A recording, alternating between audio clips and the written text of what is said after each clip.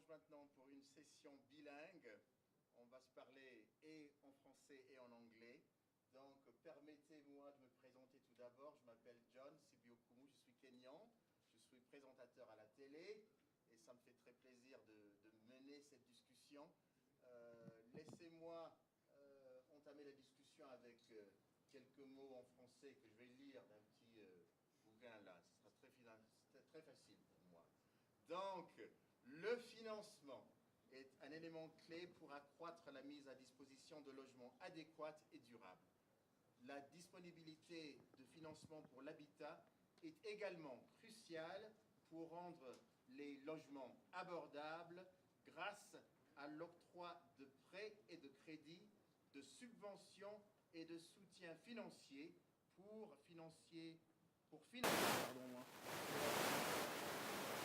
logement et accroître la capacité de la population à économiser et à payer le logement. Ceci est fondamental pour atteindre l'objectif de ne laisser personne derrière le tout premier engagement du nouvel agenda urbain. Le Maroc a un exemple intéressant à partager et donc on est arrivé au moment où je dois présenter mon panel. Je vais commencer par Madame Fatma Chihab. Madame, vous êtes secrétaire générale du ministère de l'Aménagement du territoire national, de l'urbanisme, de l'habitat et de la politique de la ville du Royaume du Maroc. Est-ce vrai? Oui, c'est vrai. Oui, c'est vrai. Voilà. Et à côté de vous, en fait, Monsieur Alioune Badiane, co-président de l'ICASU.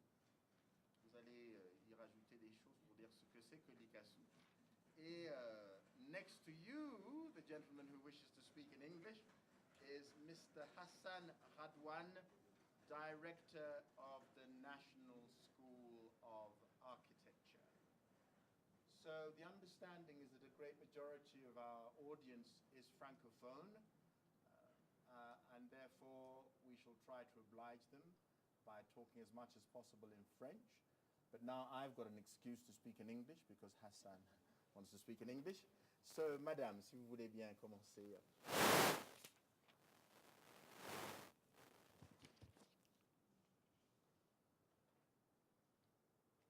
Merci de m'avoir donné la possibilité d'intervenir sur les mécanismes de financement des projets d'habitat au Maroc. Le logement, comme vous l'avez bien dit, a toujours été au centre des priorités au niveau international. Les leaders mondiaux reconnaissent que c'est l'un des plus grands défis de l'urbanisation durable. La cible 11 du développement durable est un engagement mondial à fournir un logement adéquat, abordable et sans risque pour tous et à réduire les bidonvilles d'ici 2030. Le but étant, dans le cadre de la nouvel agenda urbain, de ne laisser personne derrière. Par ailleurs, le nouvel agenda urbain souligne la nécessité d'offrir à chacun la possibilité d'accéder à un logement décent, un objectif qui ne peut être atteint que moyennant l'alignement et la convergence de différentes stratégies de logement avec les politiques urbaines nationales en accord avec tous les secteurs à vocation sociale, en l'occurrence l'éducation, la santé, l'emploi, etc. Le Maroc, à travers cette intervention portant sur le financement comme élément clé pour garantir un logement décent, présentera son expérience à travers les dispositifs mis en place. Il est à rappeler que le Royaume du Maroc dispose d'une longue expérience dans le domaine de l'urbanisme et de l'habitat.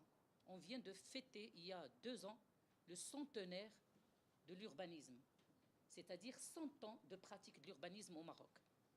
Et bien sûr, dans le domaine de l'habitat, on est considéré comme un pays qui a développé des approches importantes dans le cadre de la lutte contre l'habitat insalubre. Le Royaume a injecté des fonds non négligeables dans le secteur du logement en termes financiers. En effet, une meilleure gestion de l'espace en adéquation avec les moyens disponibles dictés par les orientations royales a toujours été une des priorités du secteur. Il s'agit de produire plus, mais mieux, avec les capacités financières des ménages les moins solvables et en compatibilité avec les moyens de l'État et des collectivités locales. Dans ce sens, plusieurs dispositifs ont été adoptés pour accompagner une demande accrue en matière d'habitat à travers principalement l'augmentation de la production du logement social, moyennant l'encouragement des aides directes, l'octroi d'avantages fiscaux aux promoteurs immobiliers privés et publics et la réforme des systèmes de financement. Le budget général de l'État a toujours constitué le principal instrument de la structuration du secteur. Il constitue également un moyen de traduction effective de la solidarité nationale à travers l'amélioration des conditions de vie des couches déshéritées de la population par le biais du relèvement de leurs revenus et l'élargissement de leur accès aux services et aux équipements de base. D'ailleurs, la période des années 70 a été l'ère caractérisée par l'affectation d'importantes ressources budgétaires. Ce budget se verra au début des années 80 renforcé par des ressources émanant des aides extérieures, principalement dans le cadre de la coopération avec la Banque mondiale, l'USAID et l'Union européenne. À partir de 1986, en vue de pallier les insuffisances des dotations budgétaires et d'instaurer un équilibre financier des opérations, d'une part, et d'améliorer surtout la qualité urbanistique des lotissements en diversifiant son contenu, on a introduit la notion de mixité sociale, mais aussi financière. En 2002, la stratégie en matière de production de logements allait reconnaître un nouveau tournant. Notre pays s'engagea alors dans une série de réformes foncières, institutionnelles, juridiques, financières. Concernant ce dernier point, et pour concrétiser les directives royales, de nouveaux dispositifs ont été adoptés par les gouvernements successifs. Pour garantir un financement périn, des programmes à forte teneur sociale, un fonds Solidarité Habitat a été créé en 2002 qui permet la comptabilisation des opérations afférentes aux projets d'habitat social et de lutte contre l'habitat insalubre. C'est un compte d'affectation spéciale qui est alimenté par les produits de la taxe sur le ciment. Donc le taux a été porté par les lois de finances successives de 2004 et de 2012 à de 100 à 150 dirhams la tonne. La taxe étant prélevée à la vente, sortie usine du ciment. Donc, quand on a un tonnage de ciment qui est vendu, il y a un pourcentage qui va au fond. Par là, on a pu convaincre en fait les cimentiers parce qu'en payant cette taxe, on va générer et on va intervenir dans la lutte contre l'habitat insalubre et par là, booster la consommation de ciment de plus en plus. Donc, ils avaient adhéré parce que c'est un élément important pour pouvoir booster la production et par là, la consommation du ciment. Donc, c'est pour cela qu'elle a été baptisée taxe solidaire. Les alimentations de ce fonds se sont élargies à partir de 2013 pour englober 30% du produit de la taxe spéciale sur le sable qu'on a introduit à partir de cette année et aussi une taxe sur le fer à béton. Mais il reste que la taxe sur le ciment constitue à aujourd'hui 80% des ressources de ce fonds. Les recettes du fonds ont atteint durant la période 2006-2016, pour vous donner un peu une idée, un total de 23,87 milliards de dirhams, c'est-à-dire quelques 2,2 millions d'euros. Quant aux dépenses à aujourd'hui, ils sont chiffrés à quelques 2 millions d'euros, c'est-à-dire que le fonds a pu être investi dans le cadre de programmes de lutte contre l'habitat insalubre. Aussi, en vue de requalifier la demande au logement, la réforme du système de financement a opté pour la mise en place de mécanismes de garantie de crédit immobilier, afin de permettre aux différentes couches sociales d'accéder à la propriété. C'est ainsi qu'en 2003, les pouvoirs publics et les banques partenaires ont conclu une convention pour la création de 2 fonds de garantie, Fogarim et Fogaloge, permettant essentiellement pour le Fogarim d'octroyer des crédits qui sont garantis par l'État aux couches les plus vulnérables, aux couches qui ont des revenus irréguliers. Le but étant de booster l'offre et surtout la demande et surtout la demande sociale. Depuis 2011, ce fonds le fonds Fogarim a beaucoup concouru à l'octroi de crédits dans le cadre du programme Ville sans bidonville. Tous ces dispositifs financiers ont eu un impact positif sur le secteur de l'habitat et de la politique de la ville. Un tel impact s'affirme par la concrétisation d'importantes actions visant l'amélioration des conditions d'habiter d'une large tranche de la population sur l'ensemble du territoire national. Alors, c'est ainsi que quelques 28,6 milliards de dirhams ont été investis durant la période 2002-2016 et ont été déployés dans le cadre de l'amélioration des conditions d'habiter de plus de 2 millions d'habitants à travers la déclaration de 56 villes sans bidonville sur les 85 concernées et le programme sur les 29 villes restantes qui sont restants à déclarer a atteint plus de 70% d'avancement. C'est quelque 1,2 million comme population qui s'est vu les conditions d'habiter s'améliorer. Bien sûr, l'intervention dans l'amélioration des habitations menaçant ruine a permis à quelques 14 000 bâtisses d'être réhabilitées et le programme d'intervention dans le menaçant ruine, il concerne quelques 43 000 bâtisses. Par ailleurs, et en vue de pérenniser la résurgence, prévenir surtout la résurgence de ce type d'habitat et de réduire le déficit en logement qui a été respectivement réduit de 1,2 million d'unités en 2002 à 840 000 unités en 2010 pour atteindre actuellement le chiffre de 400 000 unités. Et densifier et diversifier l'offre en logement, d'autres mesures à caractère fiscal ont été adoptées par l'octroi d'encouragements fiscaux. Le but étant de ne pas intervenir que dans la réparation et le rattrapage, mais aussi pour pouvoir produire du logement abordable aux autres couches pour ne pas glisser dans l'habitat informel et surtout dans les bidonvilles. Donc, les ménages à bas revenus ont trouvé dans les produits d'habitat social qui étaient soutenus par l'État un produit qui leur assure l'accès à un logement avec, bien sûr, des aides de l'État et une garantie pour l'accès au crédit. Aujourd'hui, pour consolider ces acquis, le Maroc a inscrit dans son actuel programme gouvernemental la poursuite des programmes et projets de lutte contre l'habitat insalubre sous toutes ses formes. La production de quelques 800 000 unités à l'horizon 2021 afin de réduire davantage le déficit en logement et répondre aux nouveaux besoins en termes de production de logement, mais surtout le logement social.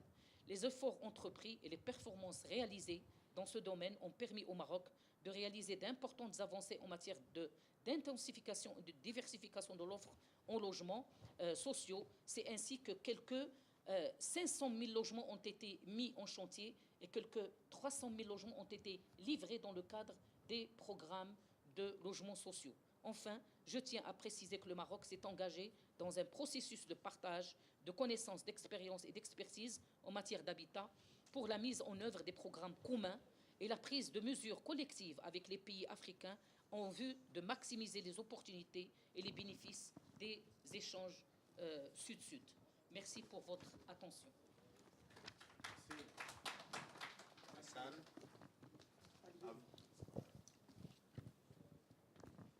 Sorry? No, you next. I think I'm generating the discussion. You want to take over my job? This is a revolt. I think that you'll hear Hassan speaking in English. And before he does so, I am noting that Morocco as a country is celebrating 100 years of a dedicated urbanization policy. And I also drew from that presentation the fact that taxation was a key word, where you are a prime provider of cement and you tax the cement industry and then give them the incentive. The payback for them is that they build more houses, and that in these 100 years you have this slogan that you're going to eliminate slums for all time. So that, in an African context, is heartening to hear. I've never been to Morocco, but now I've got a great urge to. Welcome. So, Hassan, continue that discourse. The reason I'm leaving Alioune until last is because he's going to explain what Ikusa is before I'm able to follow his discourse. I don't quite know. So, yes. Thank you, dear moderator. I think since the topic of the panel, not only housing finance, but housing finance within the new urban agenda. Housing finance, since the topic of the panel is, of course, housing finance and Morocco as a case study and Morocco as a leading model, but also how is housing finance, how to situate it within the new urban agenda, and how actually Morocco is, of course, related to that international discourse. And I would start by making a twist, since I am from the same country. Madame Shihab, she's given us a very eloquent speech on the detailed evolution of the housing finance, but also housing finance within the context of Morocco, within the urbanization, urban development, and urban planning, territorial planning, because housing sector is not separate. And this is why I want to make here a little bit a twist to that speech to enrich the discussion. First of all, I would start with a very problematic issue of the link between urban and territorial planning versus housing planning. And if we talk about the new urban agenda, especially goal 11, and having this inclusive, safe, sustainable cities, how we could make also this housing sustainable, inclusive, safer, equitable, etc. So the issue here, because we're addressing this element in Morocco, because Morocco is very advanced in terms of urbanization, and thank you for reminding, of course, the whole audience that we just celebrated 100 years of urban planning practice in Morocco. So how we would link this housing finance that would lead us to the production of housing, and sometimes there is a concern of the quantitative approach rather than qualitative one. So how we would link the future of urbanization, highly rapid urbanization. That means we're moving from a rate of something like 20% to 60% over 3 decades. So we are here watching or witnessing very rapid urban growth, and how would that urban growth, within that urban growth, resolve the question of housing as an integrated element of urban and territorial planning in Morocco. The second point, actually, how to reposition the housing sector to resolve the growing urban sprawl. Yes, we are actually very efficient now in producing housing, and I think Morocco is pioneering, and I am not saying it to blow the trumpet of Morocco, but I see on the ground how much efforts are made to produce housing, but at the same time, we need to think about the impact of that in creating urban sprawl, and sometimes creating metropolitization, and of course, how the housing mushrooming, how we would actually manage that situation. And I think Morocco now is moving with the new ministry that we have now is a very good example of integrating housing, urban, territorial planning, and we should not forget the politics of the city that is dealing with sustainable goals in the city to improve human conditions in cities. And of course, this will resolve the question of spatial fragmentation, inequalities, and environmental challenges. Because in Morocco, the question of sustainability is not a cosmetic thing or just a veneer. It's a serious thing with a lot of projects going on, as I will mention. The second thing, actually, if we are actually boosting the housing market, how we would optimize land. 15% of the territory of Morocco is only fertile lands. And most of these cities are spreading in the most actually fertile lands. So this is another, of course, question of land optimization versus, of course, this question, of course, of controlling the peri-urban territory and the question of the center and the periphery. And we should not forget that cities in Morocco, exactly like in all African countries, we should not forget that part of our population are still in the rural area. What are the mechanisms of having decent housing in rural settlements, and what's this territoriality is actually doing to improve these settlements in order to mitigate this migration, continuous migration to cities. The second main topic as well, how housing and housing finance, not just as an engineering method, but rather how to push the housing finance to be part of the package that housing is a catalyst to sustainable development in Morocco. I think we are very conscious about that in Morocco, and I'm witnessing myself how much efforts are made in order to make housing, or to make the housing sector play a crucial role in the overall welfare and well-being. So following the UN Habitat approach, which was actually very interesting, housing as at the center. Of course, housing is the center. And this discussed yesterday with Madam Shihab. Of course, without the shelter, there will be no settlement. And if you want to have a well-organized settlement, technocratically planned, and we don't have the good human condition in that, housing, at the end, what the role of the city then? And therefore, sustainable development in addressing this question of housing finance, how we can find this adequate housing finance, but for sustainable urban development. The second thing, actually, most of the policies, they were always centralized, always at the capital. I think Morocco is doing a very good move now in enabling the local government leaders to be more involved in housing issues. It's not like parachuted solutions from the top down, but actually now with the new advanced decentralization, regionalization, I think we are now moving forward of decentralizing even the housing finance, and how can municipalities and local government play a major role in being innovative in finding financial solutions.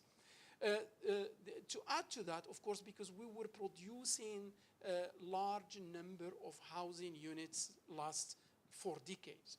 Now Morocco moved to something called new towns, la ville nouvelle, the new towns. Why the program of the new towns was actually established by Morocco? To resolve this question of quantity.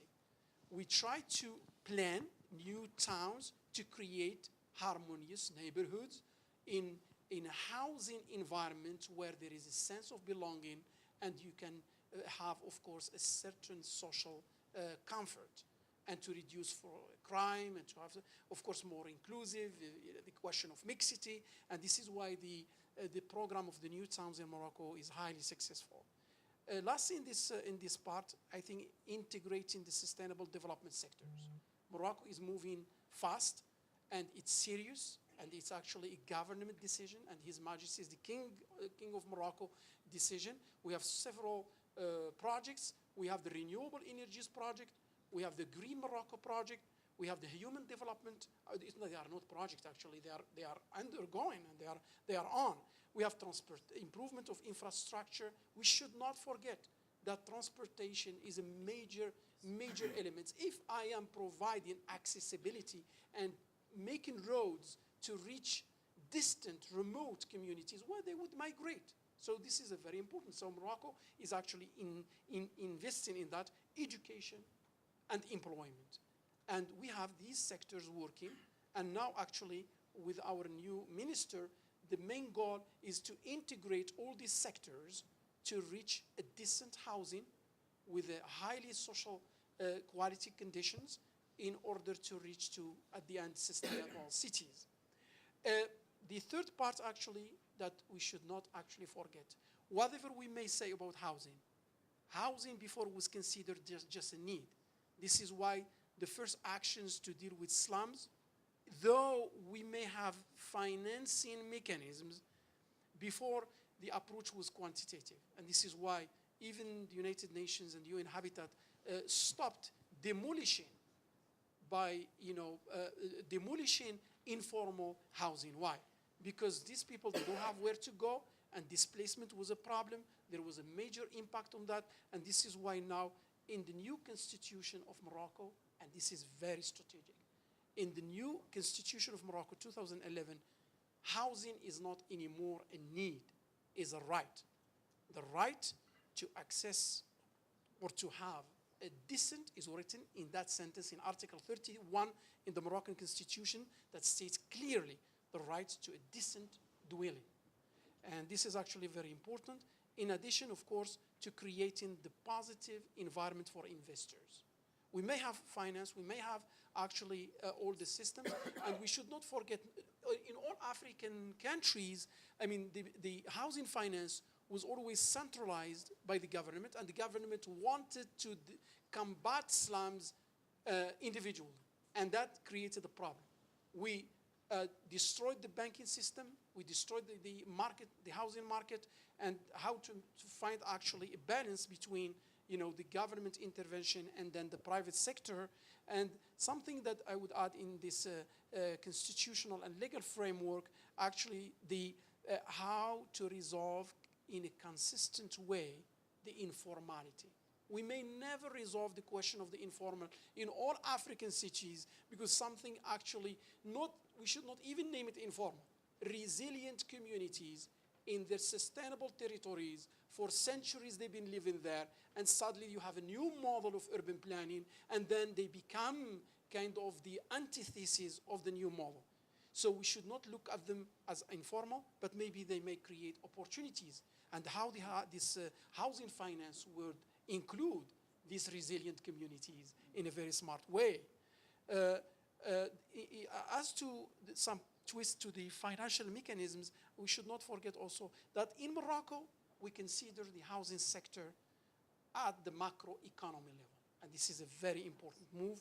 And the other thing, there is a national housing finance framework. It's not just fragmented policies, but from the national or the territorial, the regional, the city level to the little hamlet or rural small settlement to an individual house in the middle of nowhere. So these are actually very important to make this housing finance deal with all these categories. The other thing as well in Morocco, which is interesting, we should not look at housing finance just solely resolving the housing issue, but also the housing is an opportunity. Why? Because it's a leading economic index, as it often leads to higher demand for goods and services.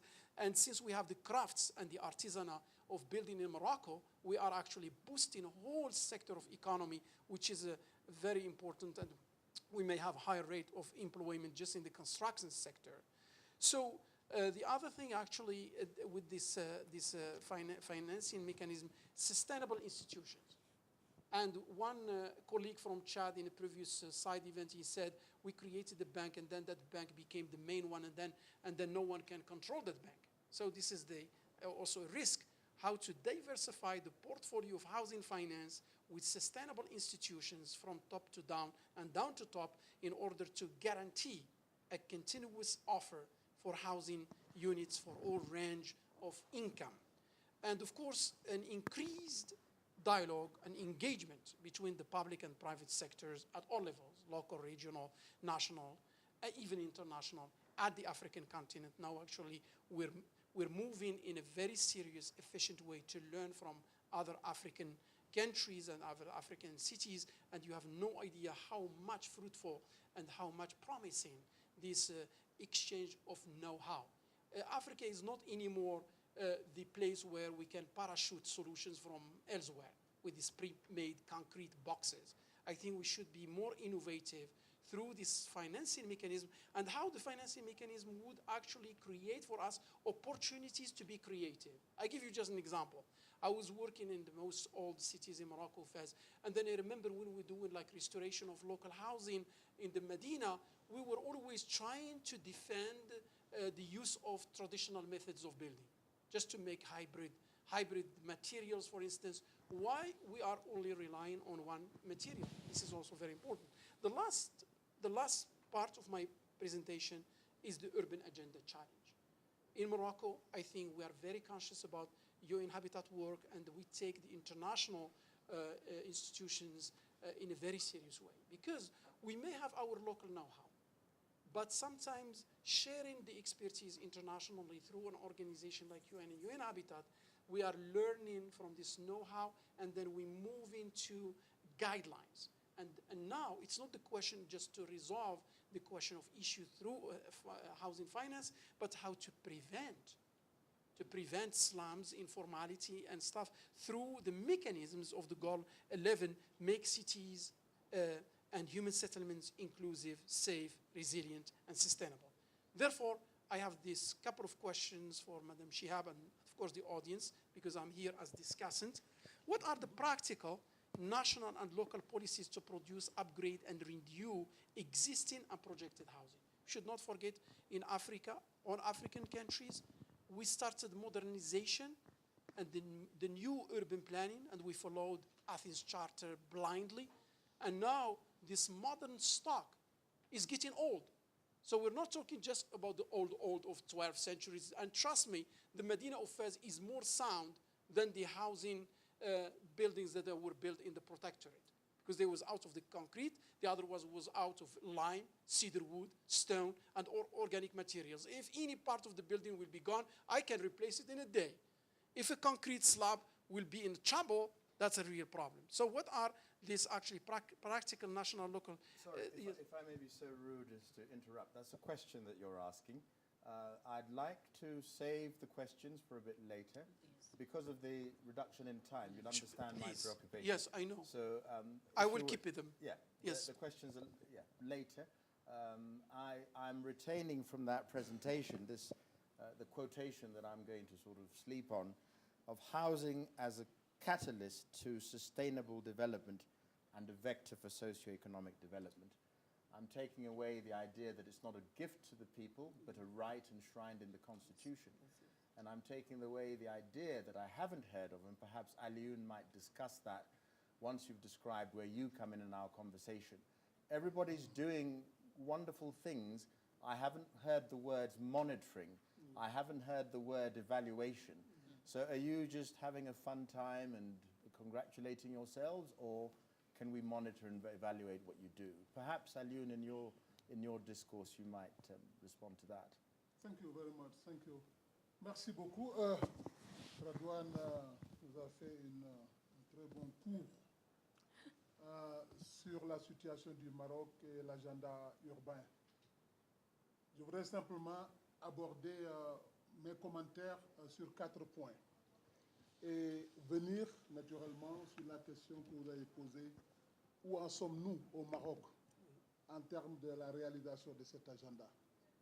Et qu'est-ce que nous devons faire dans le cadre de la coopération Sud-Sud pour que les efforts, les politiques, les activités qui ont été menées dans ce pays au cours des 15 dernières années, parce que je le limite là pour une raison précise, que ONU Habitat est entré au Maroc à partir de 2000, mais qu'en 2004, nous avons introduit, avec mon ami et frère Farouk Tebal et Daniel Bio, nous avons introduit la campagne mondiale sur la sécurité d'occupation foncière. C'est que le Maroc, ayant compris, l'a traduit en un programme social très très fort qu'il a appelé le programme de Ville sans bidonville.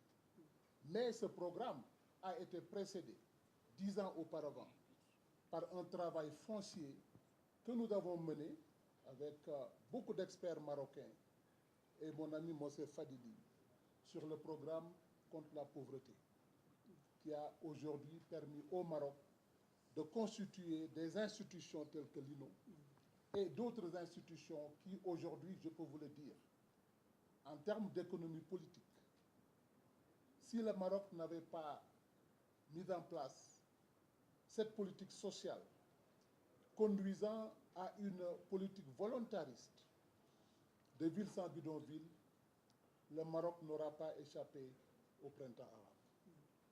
Je le dis avec force parce que je l'ai vécu et je le sais.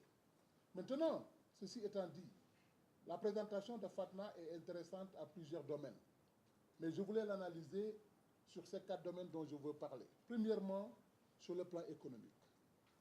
Je voudrais que les pays africains ici présents tiennent compte de ce que je vais dire. En termes de formation brute de capital fixe, je parle en économie.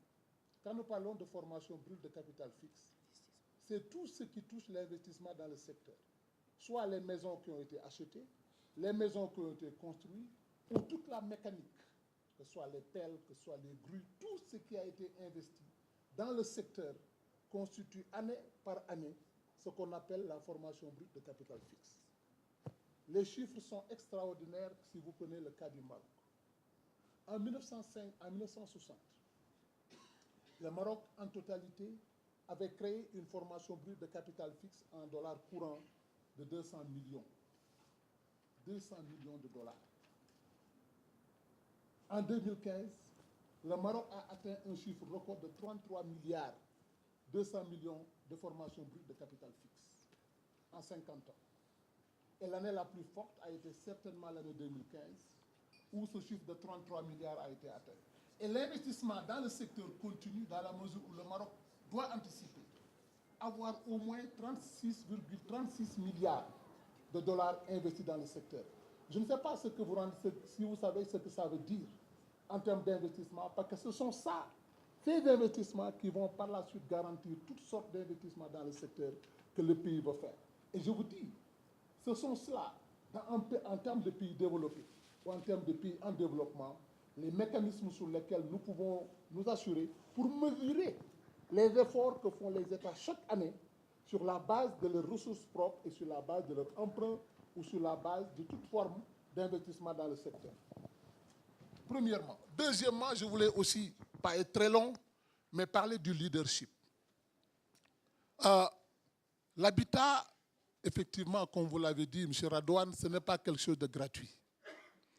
Certainement, quand nous le mettons dans nos constitutions comme étant des droits, nous voulons seulement montrer le fait qu'une population ne peut pas, dans le cadre d'une équité sociale, certains être dans l'opulence et les autres être dans la pauvreté abjecte. Si vous le faites, vous aurez des printemps arabes ou des printemps africains. Dans la mesure où les populations n'acceptent pas de voir. Et malheureusement, c'est la réalité. Dans plusieurs de nos pays, en Afrique au sud du Sahara, aujourd'hui, vous connaissez ce qu'on appelle les gated communities. Nous sommes au Kenya. Les gated communities, les gens qui en ont tellement qu'ils se regroupent, qu'ils font leurs infrastructures, leurs piscines, leurs routes, leur éclairage, leur sécurité. Les autres, Dieu m'en garde. Vous le faites, ils le font comme au Nigeria. Ils vous accompagnent dans votre maison le soir, comme l'espace public ayant été délaissé, quelquefois sans lumière. Il y en a d'autres qui en prennent en charge. Et ceux-là sont ceux qui vous accompagnent dans vos palaces. Ils vous attendent devant votre grille parce que vous avez construit une grille de 4 mètres, des murs de 5 mètres de hauteur. Ils vous accompagnent à l'intérieur de votre maison sécurisée. Ils neutralisent vos gardes et prennent votre dîner, mangent très bien, boivent ton vin ou ton bissap, comme on dit chez nous. Et le matin, ils vous disent au revoir, en ayant dévalisé toute votre maison et les bijoux de votre épouse. C'est cela l'image, quelquefois, que je donne en tirant sur la ficelle, mais c'est la réalité d'une pauvreté qui devient abjecte dans nos pays et dans lesquels nous ne pouvons pas accepter. Et c'est là. Vous pouvez bien poursuivre une allure très vite pour avoir les 4 points d'affilée. D'accord. J'arrive on va en discuter. Dans la mesure où le leadership dans le secteur de l'habitat permet de pouvoir redistribuer les fruits de la croissance et faire tel que le Maroc a fait au cours de ces 50 dernières années et particulièrement au cours de ces 17 dernières années. Le Maroc a investi plus de 10 milliards de dirhams, je ne sais pas combien ça constitue en termes de dollars, pour pouvoir aujourd'hui être le pays africain le plus faible en termes de prévalence de bidonvilles. Le Maroc est aujourd'hui à près de moins de... Juste la participation de l'État. C'est ça. Si on compte tout, voilà. quelques 35 Exactement. Je me suis limité à la participation de l'État sur la base des statistiques que j'ai pu conserver. Voyez-vous donc qu'aujourd'hui, s'il y a une volonté d'aller de lutter contre la pauvreté, c'est donner un habitat décent à chaque citoyen. Mais ceci ne se fait pas gratuitement, nous sommes d'accord.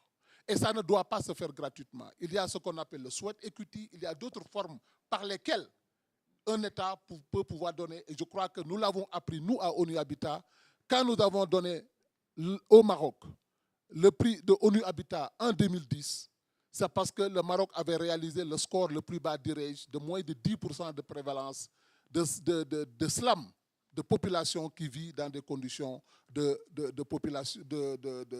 bidonville. Alors, l'autre élément qui est important dans ce leadership, c'est que le Maroc reconnaît aussi que ce n'est pas parfait.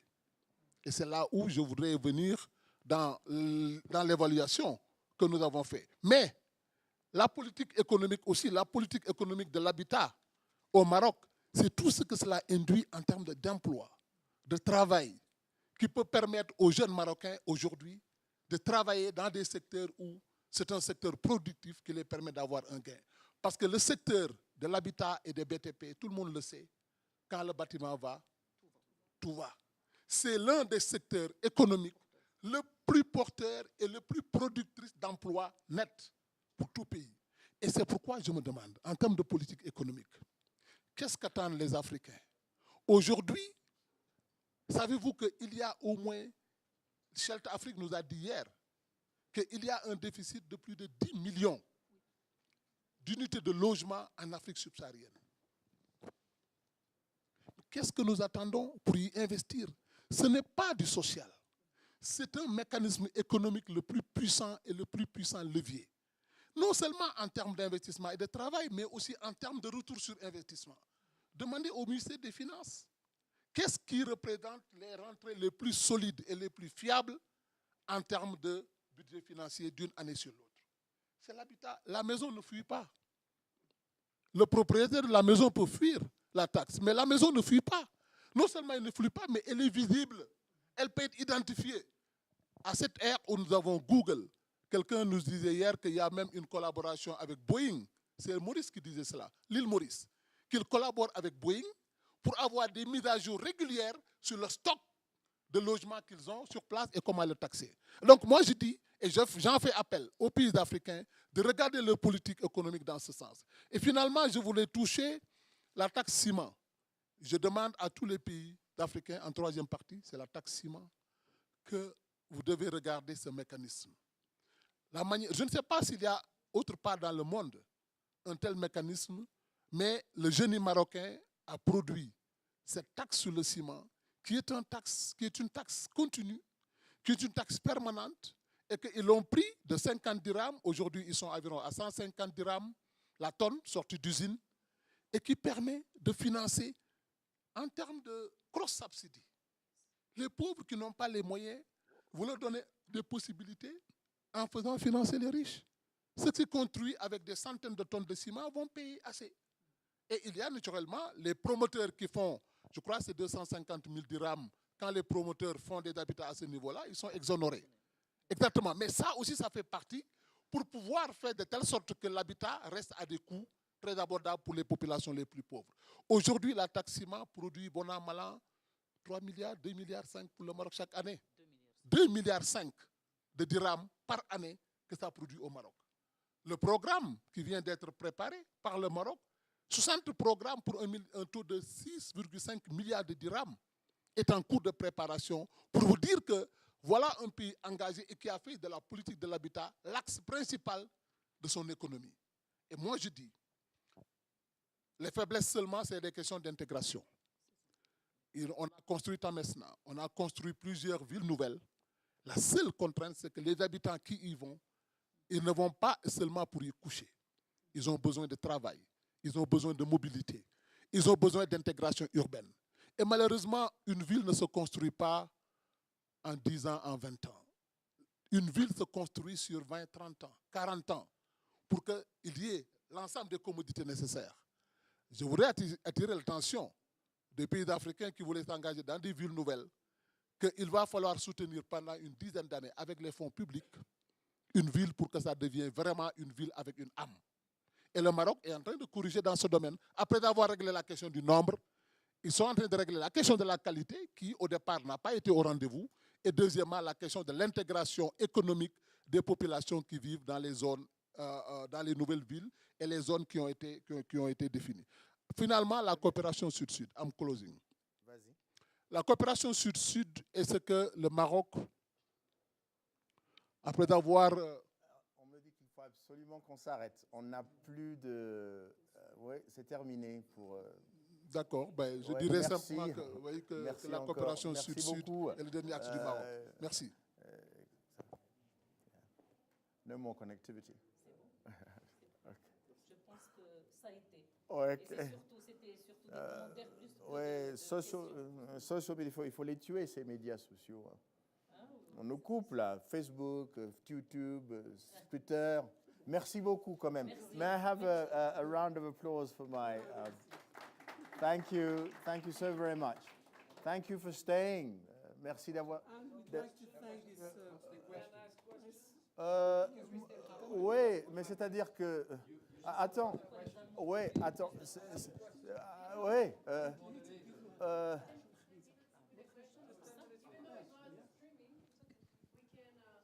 Mais il faut se mettre d'accord qu'on n'est plus à la télé. Hein. On ne se voit plus sur Facebook. Hein. Mais on va continuer à parler. Très bien. Nous, on continue. Je vais juste terminer alors. Des sessions précédentes. Oui. Donner plus de temps aux autres. Alors, on a combien de temps?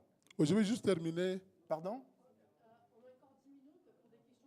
Mais c'est quand même... Voilà, je termine 2 minutes. Ouais. 2 minutes, je termine sur la laisse-le coopération terminer. sud-sud.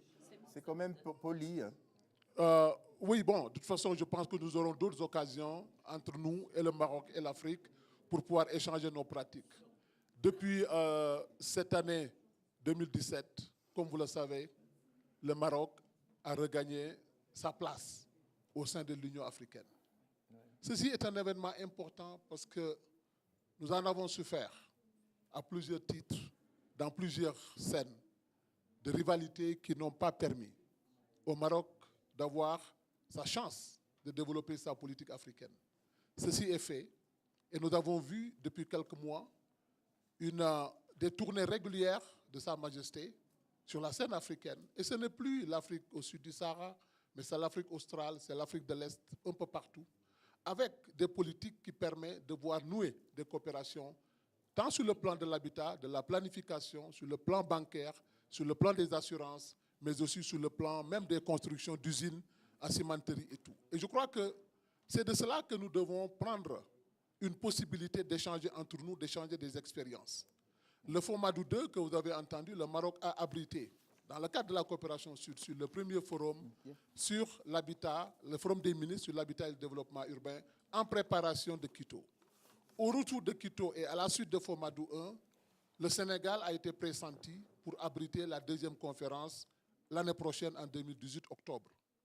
Je crois que nous devons nous y préparer et faire de telle sorte que nous en faisions un succès éclatant d'échanges, d'expertise et d'expérience.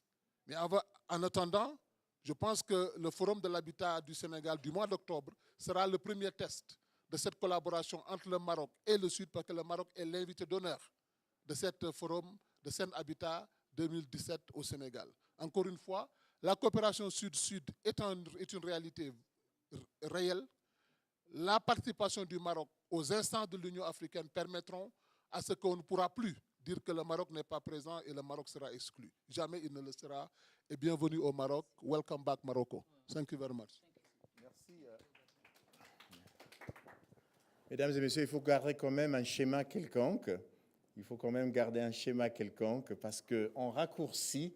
Hassan, si vous voulez bien sortir vos questions pour que madame ait le temps d'y réfléchir et d'y répondre. Oui, so very quickly though, otherwise you're letting me down. It's not questions actually. Yeah. Just I think Aliou knows how important the construction and the housing sector is contributing to the structural transformation of African cities. I do think it's not the question of the quantity of concrete we are consuming, but how much this construction actually providing sustainable housing and housing of opportunities and not housing of dormitories. Yes. 1.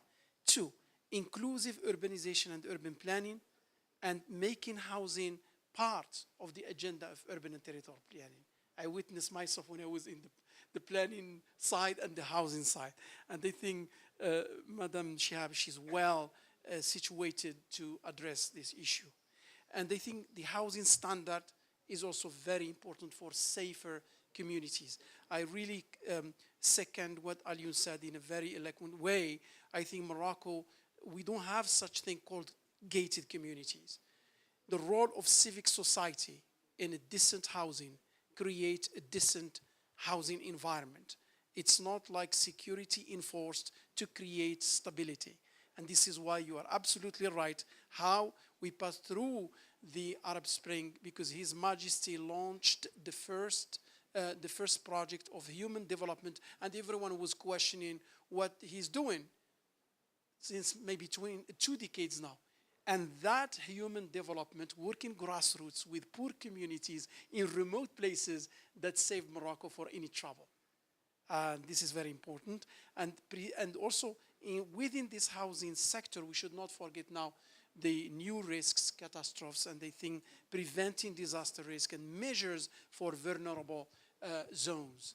And we need now, within this global insecurity, we think that we're secure within a territory, how to prevent, and making measures, not only seismic solutions, but also for other solutions. Strengthening urban governance, I think Alioune mentioned it, so I will not dwell on that. Please And don't repeat what's been said. I'm done. The other points, you've mentioned them already. Thank you so much. Thank you. May we have some questions from the floor in clusters, as in 3 at a go. 3 at a go, and then see how, yes. Okay, Monsieur. Mokhtar Gambo, I'm the ambassador of the Kingdom of Morocco. So I have to say something. And I will start with Mr. Badian's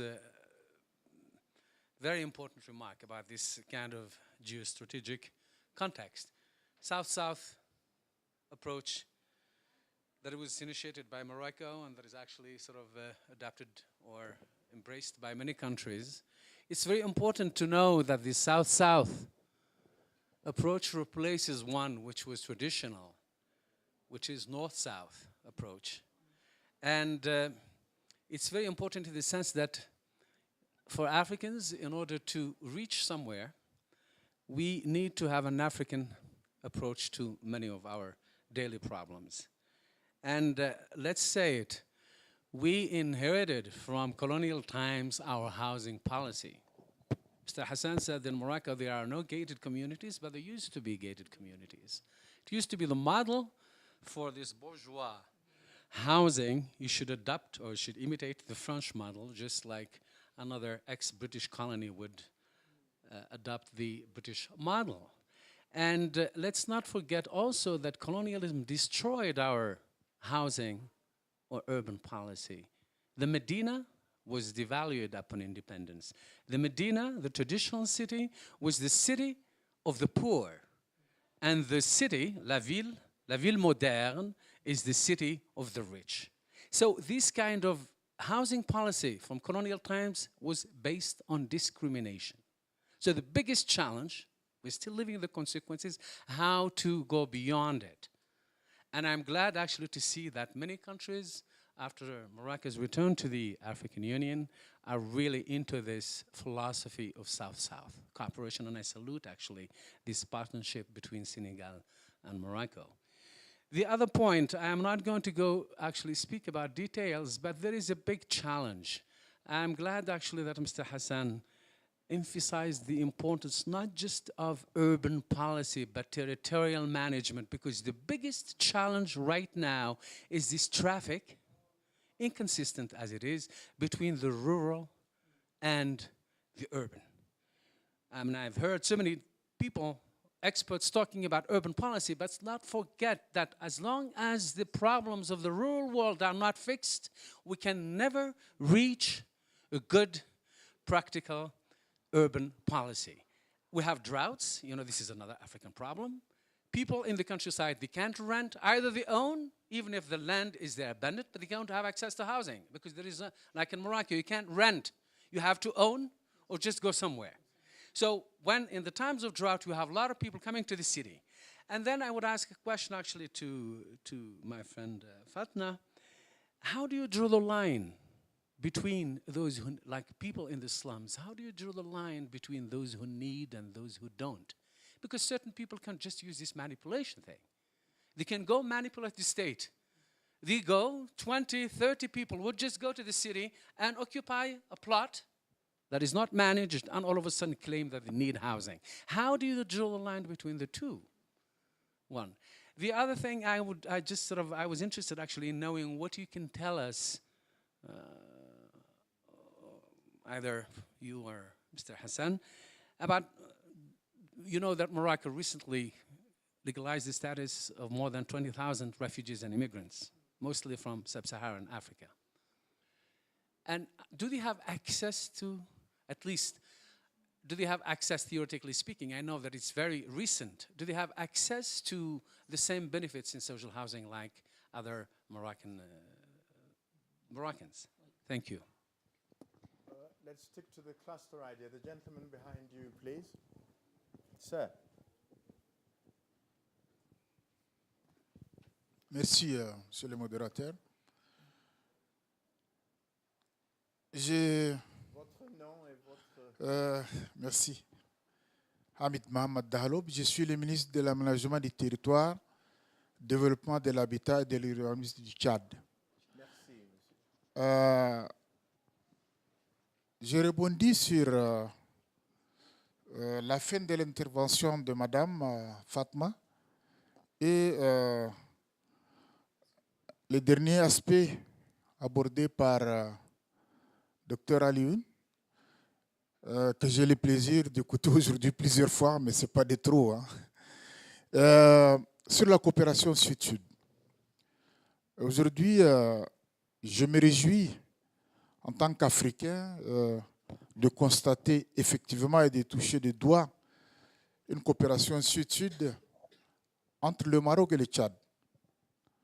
Entre le Maroc et le Tchad pour la construction de 1000 logements qui sont aujourd'hui en train d'être mis en œuvre par un mécanisme marocain, public-privé,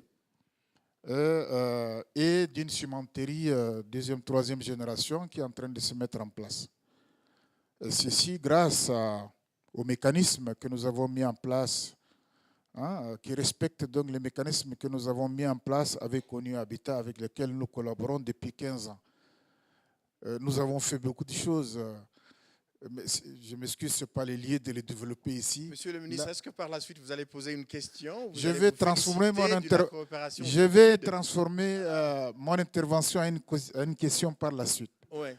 Pour dire que ce que le Maroc a pu faire avec le Tchad, malgré les difficultés que les uns et les autres rencontrent, d'autres partenaires pouvaient le faire, et peut-être même plus. Mais ce que nous constatons, c'est l'insuffisance de l'intervention, de l'appui de nos partenaires avec qui nous avons beaucoup de programmes, mais dont la mise en œuvre peine à se mettre en place. Alors qu'aujourd'hui, notre planète est devenue un village. Nous ne pouvons pas nous éviter. Le problème des uns sont le problème des autres. Nous avons une planète à sauvegarder. Nous avons des jeunes qui ont besoin d'être écoutés.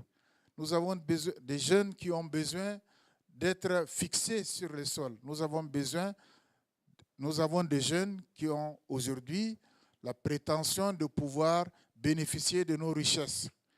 Cela, si on ne les occupe pas, si on ne leur trouve pas de l'espace qu'il faut, si on ne les ménage pas dans le bon sens, on va les pousser dans les bras des extrémistes. Ils vont se sentir isolés, ils vont se retrouver entre eux dans les bidonvilles. Et pour nous, cette sauvegarde de l'environnement que nous cherchons ne pourra se faire qu'en intégrant ces jeunes qui sont aujourd'hui le futur de demain. Et ma question, tout à fait, qui découle donc de ces petits constats, pourquoi ne nous mettrons pas en avant ONU Habitat qui aujourd'hui œuvre dans le sens de nous aider dans le développement urbain à faire un plaidoyer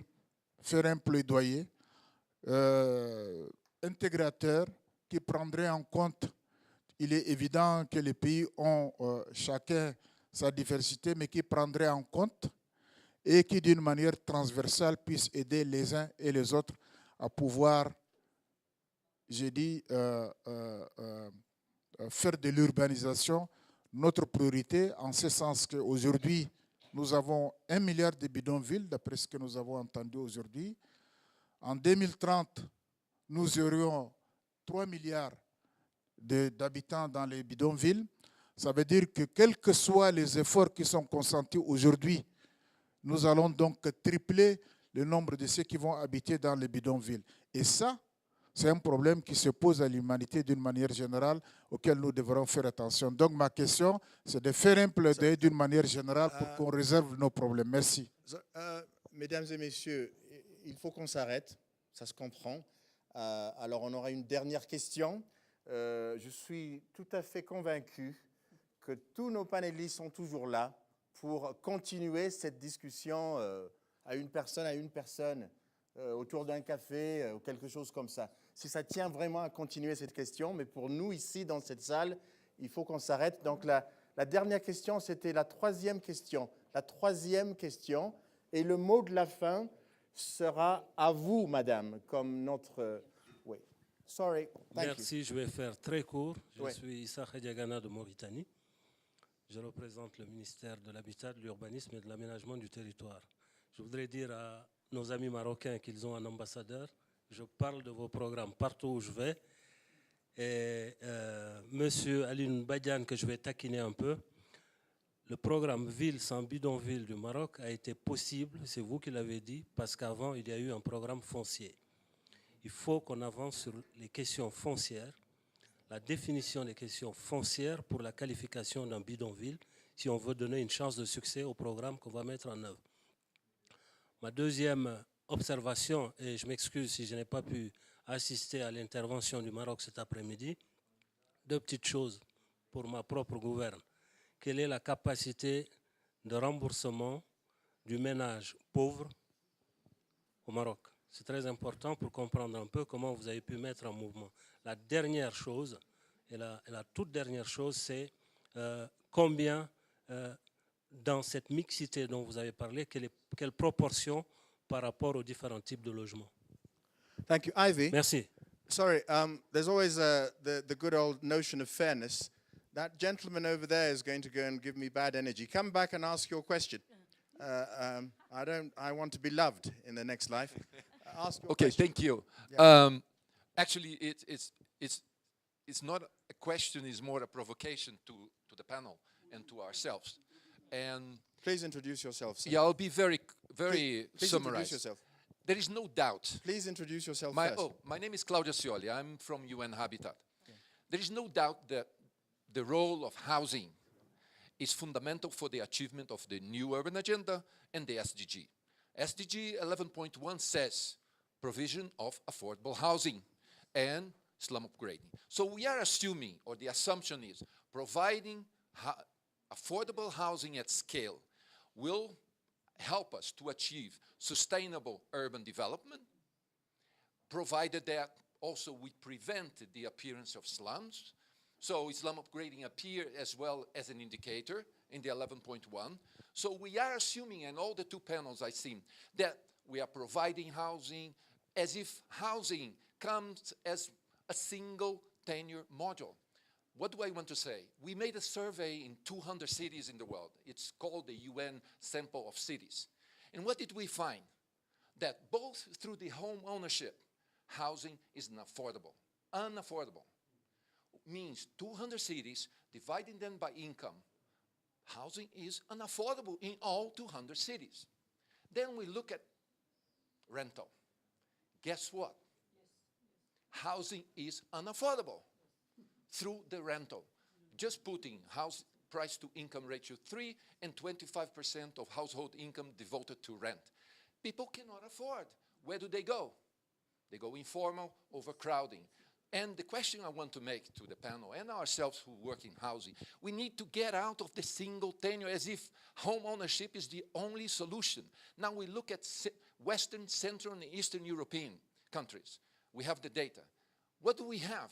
the richest country, which are richest countries in the world, have a significant part of their housing stock rental, and some of that social rental. As we heard from Germany Yeah, this afternoon. Germany is more the private rental, but in other countries it's the social rental. So there are social entrepreneurs that provide social rental. But the poorest countries are becoming nations of homeowners. It's a paradox. So what happens is, if we don't change the paradigm, if we don't change and start thinking about policy out of the box, we will continue repeating the same policies over and over, and we know where it ends. Mexico went to a scale never seen, between 450 and 600,000 units per year. And guess what? 15 years later, 5 million